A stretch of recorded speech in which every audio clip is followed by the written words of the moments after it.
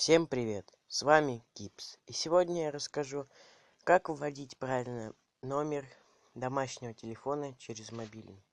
Для этого мы переходим в быстрый набор и набираем вот так. Вначале пишем 881147. И дальше пишем домашний номер, например, 94359. К примеру, вот так. И тогда вы сможете с легкостью позвонить с мобильного на домашний телефон. В общем, всем спасибо за просмотр, ставим лайки, подписываемся на мой канал. Всем пока.